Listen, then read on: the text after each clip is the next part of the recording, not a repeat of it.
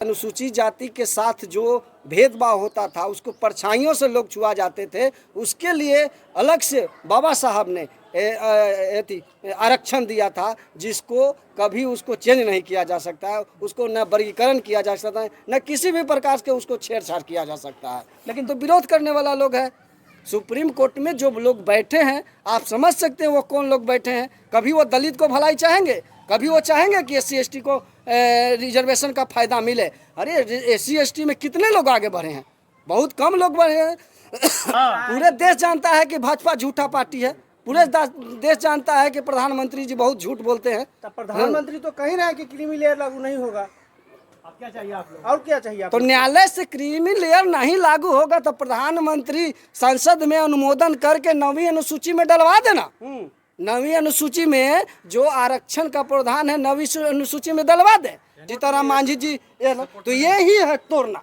भाजपा का यही मेन षड्यंत्र है कि हाँ फूट डालो राज करो, कि किसी तरह से बिहार के अंदर दलितों का जो बड़ा शक्ति है, 22% शक्ति है ना, उसको तोड़ो। 21 तारीख मैं आप लोग के चैनल के माध्यम से कह देना चाहता हूँ कि ये SC ST मामले में 21 तारीख को पूरे बिहार में बंद होगा और पूरे बिहार में चक्का जाम होने का काम करेगा। उससे भी बड़ा 2 अप्रैल को उससे भी बड़ा होगा। अच्छा, SC ST के आरक्षण में जो फैसले आए हैं सुप्रीम कोर्ट पे, उस पर क्या कुछ करना चाहेंगे आप? देखिए SC ST जो आरक्षण के मुद्दे पर फैसला आया सुप्रीम कोर्ट, पूरी तरह से यह गलत सुप्रीम कोर्ट में आया है। देखिए बाबा साहब के जो द्वारा बनाया गया संविधान है, उसके तहत SC ST वर्ग को, SC ST जाति को छुआछूत और भेदभाव की वजह से दिया गया था, ना कि उसको आर्थिक आधार पर दिया गया है। बाबा साहब ने संविधान में SC ST अनुसूचित जाति को रिजर्वेशन उसके देखिए मेरा कहने का मतलब है कि अनुसूचित जाति के साथ जो भेदभाव होता था, उसको परछाइयों से लोग छुआ जाते थे, उसके लिए अलग से बाबा साहब ने आरक्षण दिया था, जिसको कभी उसको चेंज नहीं किया जा सकता है, उसको न वर्गीकरण किया जा सकता है, न किसी भी प्रकार से उसको छेड़छाड़ किया जा सकता है। लेकिन जीतनराम मांझी इसका समर्थन कर रहे हैं। देखिए जीतनराम मांझी जी नेता हैं, वो अपनी राजनीति चमकाने के लिए अपने समर्थन में बोल रहे हैं। और एक ये भी बात है कि उनको ऐसा लगा कि अगर वर्गीकरण हो जाएगा तो मेरे समाज का उत्थान हो जाएगा। ऐसा नहीं होगा।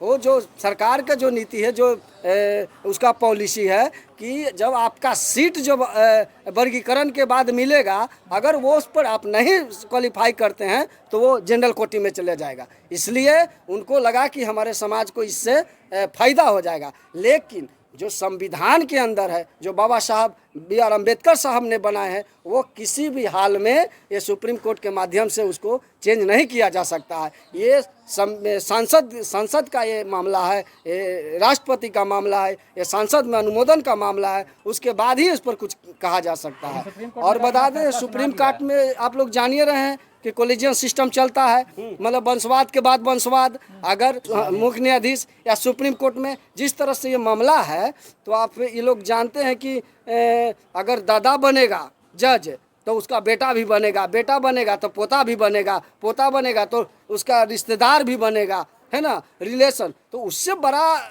समझ लिए समाज को न्याय कहाँ उम्मीद कर सकते हैं। और SC ST तो विरोधी, SC ST को तो विरोध करने वाला लोग है। सुप्रीम कोर्ट में जो लोग बैठे हैं, आप समझ सकते हैं वो कौन लोग बैठे हैं। कभी वो दलित को भलाई चाहेंगे, कभी वो चाहेंगे कि SC ST को रिजर्वेशन का फायदा मिले। अरे SC ST में कितने लोग आगे बढ़े हैं? बहुत कम लोग बढ़े हैं। वो लोग नहीं चाहते हैं कि हमारे बीच आकर मेरे कुर्सी के बगल में बैठे। वो लोग नहीं चाहते हैं कि हमारे बीच आके हमारे सामने आँख से आँख मिलाकर बात करे। वो लोग नहीं चाहते हैं कि ये जो जिसको परछाई से लोग छुआते थे, वो कैसे पढ़ने लिखने लगा, वो कैसे पढ़ाई में आगे आ रहा है, को कंपटीशन मेरिट आगे आ रहा है। तो इन सारी चीज़ें हैं, बहुत सी बातें हैं, है ना। ये सुप्रीम कोर्ट के माध्यम से जो डिसीजन आया है, ये बिल्कुल गलत है। लेकिन प्रधानमंत्री का कहना है कि प्रधानमंत्री संविधान को कुछ हो नहीं सकता है। संविधान जब तक भाजपा है था, पूरे देश जानता है कि भाजपा झूठा पार्टी है। पूरे देश जानता है कि प्रधानमंत्री जी बहुत झूठ बोलते हैं। तब प्रधानमंत्री तो कह रहे हैं कि क्रीमी लेयर लागू नहीं होगा। क्या चाहिए आप लोग? और क्या चाहिए आप तो न्यायालय से क्रीमी लेयर नहीं लागू होगा तो प्रधानमंत्री संसद में अनुमोदन करके 9वीं अनुसूची में डलवा देना। 9वीं अनुसूची में जो आरक्षण का प्रावधान है 9वीं अनुसूची में डलवा दे।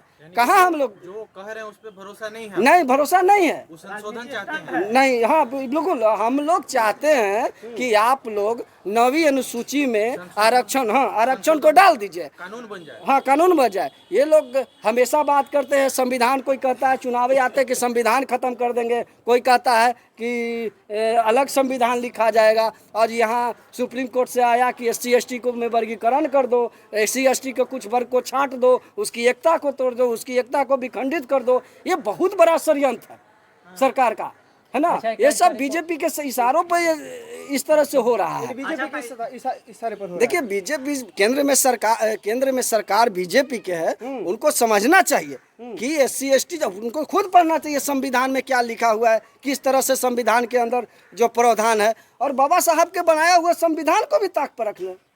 ये कैसा एथी है सरकार है। का मूर्ति संसद में लगा हुआ था, हाँ उसको भी देख लीजिए, नया संसद बना तो उसको बाबा साहब का जो संविधान का मूर्ति लगा हुआ था बाबा साहब का, उसको भी हटा दिया। तो आप सोच सकते हैं कि भाजपा कितना विरोधी है। वो कैसे समझेगा दलित को हितैषी हो। दलित को तो यहाँ बांटने पे पड़ा हुआ है, दलित को एकता को तोड़ने पे पड़ा हुआ है। देखिए अभी बिहार के अंदर ही बता देते हैं बिहार के ही अंदर देखिए दोनों एक पार्टी के अंदर है, चिराग पासवान जी और जीतनराम मांझी जी दोनों भाजपा के समर्थक है, दोनों सपोर्टर है। लेकिन जब मामला आया वर्गीकरण के तो देखिए चिराग पासवान जी अलग हो गए दलित के, और ये जीतनराम मांझी जी तो ये ही है तोड़ना। भाजपा का यही मेन षड्यंत्र है कि फिर हाँ फूट डालो राज करो, कि किसी तरह से बिहार के अंदर दलितों का जो बड़ा शक्ति है 22% शक्ति है ना, उसको तोड़ो। हाँ 21 तारीख को पूरे बिहार क्या पूरे देश में 21 तारीख को नीला झंडा निकलेगा और पूर्ण बंद होगा।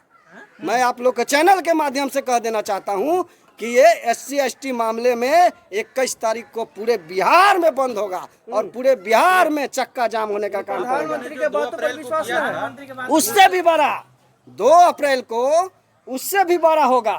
आप लोग देख लीजिए रोड पर रख आपकी बात को मान गए, फिर अरे आंदोलन करने क्या जरूरत? प्रधानमंत्री जी बात को मान गए तो वो संसद भवन में अमेंडमेंट ला कर वो 9वीं सूची में डाल देना। 9वीं अनुसूची के लिए आंदोलन हाँ करेंगे आप? हाँ हम लोग बोलते हैं कि इसको कभी कोई नहीं छेड़े। इसको आरक्षण को बार बार आता है, कभी बोलता है संविधान बदल दे, कभी दीमक की तरह खा रहा है भारत को। यह सवाल उठता है, क्या लोग सवाल उठाते हैं कि आरक्षण जो है दीमक को तरह खाता है यहाँ। अरे तो भाई सुप्रीम कोर्ट कोलेजियम सिस्टम में क्या है? वो आरक्षण नहीं, वो वैदिक आरक्षण है कि नहीं है? उसमें क्या है आप बताइए। दादा जज, उसके बेटा जज, पोता जज, उसके बाद पोता के रिश्तेदार जज, और क्या है वहाँ? कौन सी न्यायालय? SC का मामला आ जाएगा उसको पेंडिंग कर दिया जाएगा, कोई न्यायालय वाला मामला आ जाएगा, जो OBC का मामला आएगा उसको पेंडिंग कर दिया जाएगा। तो ये क्या है आप लोग बताइए। अगर कोलेजियम सिस्टम को खत्म करिए, कोलेजियम सिस्टम को खत्म करिए। अरे आरक्षण नहीं चाहिए, हमारा जाति खत्म करिए, हम ये भी बोलते हैं। तो ये इन सब चीजों को लेकर हम लोगों ने पूरे बिहार से आहन किया है। पूरे बिहार के जनता और बहुत समाज के अंदर गुस्सा है। आप देख लीजिए सभी वर्ग में लोगों में बहुत गुस्सा है कि 21 अगस्त को 2 अप्रैल से बड़ा मूवमेंट होगा, 2 से बड़ा आंदोलन होगा। आपका परिचय क्या हुआ सर? मेरा नाम अमरजीत कुमार, एक सामाजिक कार्यकर्ता हूँ।